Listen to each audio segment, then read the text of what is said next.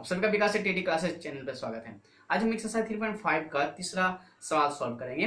आइए इस सवाल को देखते हैं कैसे बनाते हैं हम लोग। और आपको बता दें, इस सवाल को सॉल्व करने से पहले हमें ये पता होना चाहिए कि ये कौन सी विधि से हल करना है। आपको बता दें कि यह है ना, हमें दो विधियों से हल करना है। पहला तो प्रतिस्थापन विधि है और दूसरा बीजगुणन विधि। लेकिन हम सबसे पहले प्रतिस्थापन विधि हल करेंगे, उसके बाद बीजगुणन विधि को देखेंगे। और इसमें यह भी बताना है कि आपको सबसे ज्यादा परफेक्ट कौन लगा, यानी उपयुक्त कौन है, यह भी आपको बताना है। तो आइए देखते हैं। देखिए सवाल है 8x + 5y = 9, 3x + 2y = 4। यहाँ पे सवाल बाबू देखिए, यहाँ पे क्वेश्चन है 8x + 5y = 9, 3x + 2y = 4। अब इसको सवाल को है ना, इस सवाल को हम लोग को दो विधि से बनाना है। पहला तो है प्रतिस्थापन विधि, ठीक है, प्रतिस्थापन विधि। और दूसरा है ना, आपको बनाना है बीजगुणन विधि, ठीक है। तो आपको दो विधि से आपको बनाना है, प्रतिस्थापन और बीजगुणन। और फिर आपको बताना है कि इसमें कौन जो है परफेक्ट आपको लगा, यानी कौन जो है उपयुक्त है, ज्यादा अच्छा लगा आपको। ये तो आप पे निर्भर करता है कि आपको है ना ज्यादा अच्छा कौन लगता है बनाने में, है ना। बीजगुणन विधि आपके लिए आसान है कि हाँ प्रतिस्थापन विधि आसान है, ये तो आप ही बता सकते हैं। लेकिन हम दोनों सॉल्व करेंगे और उसके बाद हम आपको बताएंगे कि आपको जो भी आपको पसंद आया हो, जो विधि है ना, आप उसे उपयुक्त मान लें, है कि नहीं। तो चलिए आइए देखते हैं सवाल को कैसे बनाते हैं। अब मेरे बच्चे ध्यान दीजिएगा, सबसे पहले इसे हम हल करते हैं कौन सी विधि से, प्रतिस्थापन विधि से। प्रतिस्थापन विधि, ठीक है बच्चे, प्रतिस्थापन विधि, प्रतिस्थापन विधि से हल। चलिए हम प्रतिस्थापन विधि से क्या कर रहे हैं, हल कर रहे हैं, ठीक है बच्चे।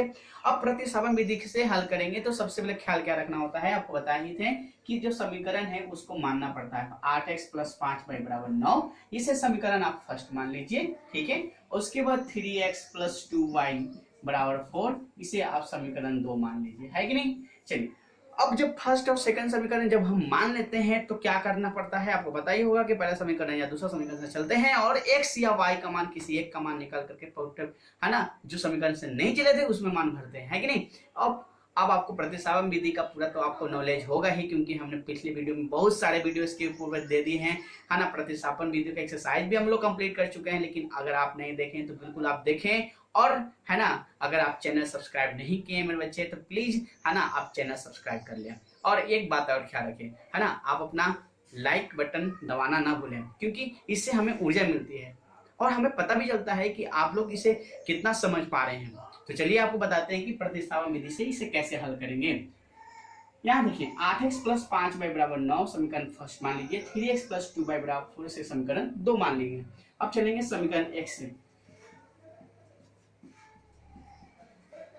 समीकरण 1 से 8x + 5y = 9, है ना। 8x = 9, है ना, 9 - 5y, इसीलिए x = 9 - 5y बचा। इसे आप समीकरण 3 मान लें, है कि नहीं। इसे आप समीकरण कितना मान लेंगे, 3 मान लेंगे। किसी को प्रॉब्लम नहीं है, बहुत अच्छा। अगर प्रॉब्लम है तो कोई बात नहीं, आप इसे फिर से बैक करके देखिए कि क्या प्रॉब्लम है, कहाँ पर प्रॉब्लम हुआ, कौन सी बात हमें समझ नहीं है, कौन सी बात सुन नहीं पाए। इन सारी प्रॉब्लम को दूर करें और मैथ स्ट्रॉन्ग करें। मैथ हार्ड नहीं होता मेरे बच्चे, हार्ड जो होता है ना, हम अपना कॉन्सेप्ट क्लियर नहीं कर पाते, इसलिए मैथ हार्ड लगता है। लेकिन कॉन्सेप्ट क्लियर रहेगा तो आपको मैथ जो है बिल्कुल जीरो लगेगा, है ना। जीरो का मतलब है ना, मैथ जो है ना बिल्कुल कॉन्सेप्ट क्लियर है तो आप बिल्कुल हीरो हैं, है ना। तो आप एक बात याद रखिए कि सबसे पहले कुछ भी नहीं करना, पहले कॉन्सेप्ट समझे, बेसिक समझ लें। बेसिक समझने के बाद जो है पूरा मैथ आपका कंट्रोल हो जाएगा, ठीक है। चलिए देखिए, अब यहाँ देखिए x = 9 - 5y / 8, इसे समीकरण 3 मान। अब हमने क्या किया है ना, देखिए अब हमें क्या करना है, ठीक है। समीकरण 1 से चले थे समीकरण 2 में, अब क्या करेंगे समीकरण 2 में, समीकरण 2 में x का मान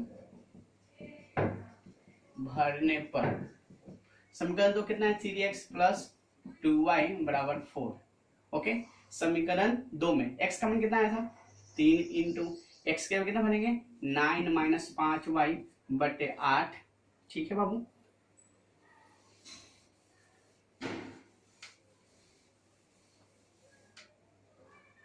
+2y = 4, ठीक है। अब करिए 9 × 27 है ना, 5×15y बटे 8 प्लस 2y बराबर 4।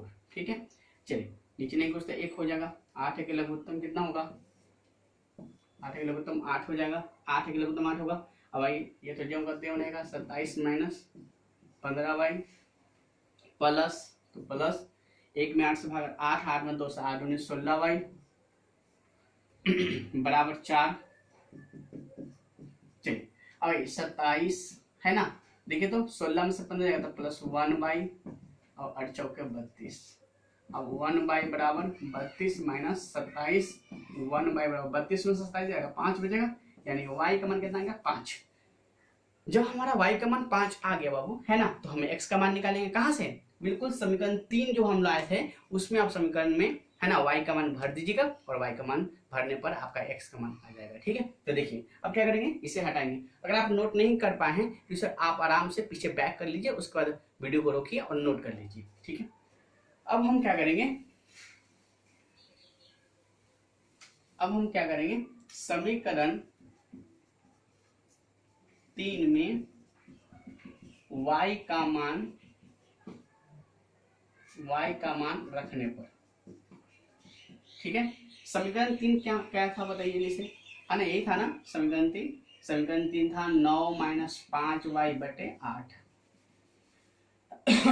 x बराबर, ठीक है, तो चलिए x बराबर 9 माइनस 5, y का मान कितना आया था 5 बटे 8, x बराबर 9 25 बटे 8, 25 में से 9 गया तो 16 माइनस 16 और 8 गुना 16 यानी -2। यानी इसका मतलब है कि हमारा जो फाइनल आंसर है x बराबर है -2 और y बराबर कितना आया 5। यानी ये तो था कौन सी विधि, ये था प्रतिस्थापन विधि। तो प्रतिस्थापन विधि कैसा लगा कमेंट करें। अब देखने जा रहे हैं बीजगुणन विधि। बीजगुणन विधि देखेंगे बाबू, और उसके बाद आप, है ना, तय कर लीजिएगा कि आपको कौन सा ज्यादा अच्छा लगा, है ना। लेकिन आपको पता तो होगा ही कि सबसे ज्यादा अच्छा कौन है। आपको 3 विधि मैंने बताया था, 2 चरण रैखिक समीकरण को हल करने का 3 विधि बताया था मैंने। पहला विधि बताया था, जल्दी बताइए, पहला था प्रतिस्थापन, दूसरा विलोपन, तीसरा बीजगुणन। चलिए अब हम, है ना, आंसर तो आप ले आए हैं। इसका मतलब है कि यदि हम बीजगुणन विधि से बनाएंगे तो बीजगुणन विधि से बनाएंगे तो आंसर जो है ठीक है उतना ही आना चाहिए जितना कि प्रतिस्थापन विधि से आ चुका है। चलिए अब हम लिखेंगे हल और लिखेंगे बीजगुणन विधि। देखिए बीजगुणन विधि का मैंने कॉन्सेप्ट जो है अपना दिया था और उस कॉन्सेप्ट बनाइएगा तो बिल्कुल आसान लगेगा। ठीक है, हमने क्या कहा था कि यदि मान लीजिए कि यदि कोई समीकरण ऐसा हो 8x प्लस 5y बराबर 9, 3x प्लस 2y बराबर 4, तो पहले क्या करना है 8x plus 5y minus, plus है तो इधर ला दी माइनस में, 3x प्लस 2y प्लस है तो माइनस में लाइए 0। अब इसको क्या कर लीजिए a b c d e f मान लीजिए। अब क्या करेंगे, अब x का फॉर्मूला लगाइए, bf माइनस सी बटा ए माइनस बी डी। चलिए हो गया। अब हमने क्या कर दिया, फॉर्मूला लिख दिया। अब यहाँ पर मान भरेंगे, बी का मान खोज के भरिए, बी का मान 5 भर दीजिए। एफ का मान बाबू, एफ का मान -4 भर दीजिए। सी का मान बताइए, सी का मान -9 भर दीजिए। ई का मान 2 भर दीजिए। ए का मान 8 है, 8 भर दीजिए। ई का मान 2 है, 2 भर दीजिए। बी का मान 5 है, 5 भर दीजिए। डी का मान 3 है, 3 भर दीजिए। यानी ये एक्स है, 5 के 20 -20 -1 प्लस 9 दूना 18, 8 9 16 5 15, x बराबर 20 में से 18 गया -2 बटे 1 भागा देंगे -2। ठीक है, तो प्रतिस्थापन विधि से बनाए थे तो x का मान भी -2 आया था बाबू, और यहाँ भी x का मान -2 ही आया है कि नहीं। चलिए लेकिन ये तो था x का मान, अब हम निकालेंगे y का मान। ठीक है, आप आराम से नोट कर लेना, इसे स्क्रीनशॉट ले लीजिए। चलिए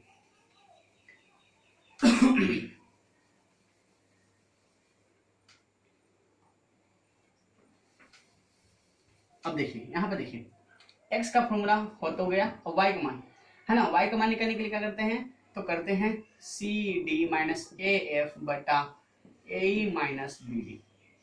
भरिए C का मान बोलिए, C का मान -9, D का मान 3, A का मान 8,